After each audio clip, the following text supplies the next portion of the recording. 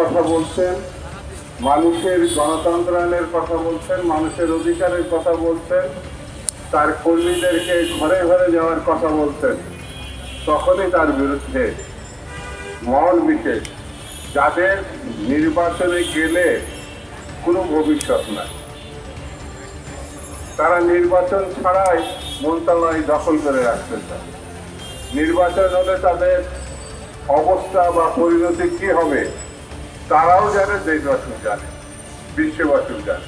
সেই জন্যে নতুন নতুন ঘটনা, নতুন নতুন পরিস্থিতি তৈরি করে পক্ষান্তরে তারা নির্বাচনকে ঠেকাতে চায়।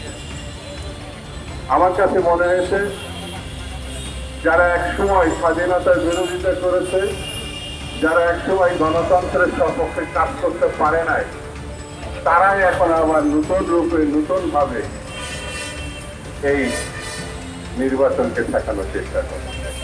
স্বৈরতন্ত্রের পতন হয়েছে। স্বৈরতন্ত্রের জন্য এই দেশবাসী 16 বছর ধরে তারা লড়াই করছে। আমি শুরুতেই বলেছি 16 বছর এবং সর্বশেষ 1 মাসের যে লড়াই, যে শহীদ, আল্লাহ তাদেরকে বেশ নসিব করুন, তাদের প্রতি আমরা শ্রদ্ধা জানাই।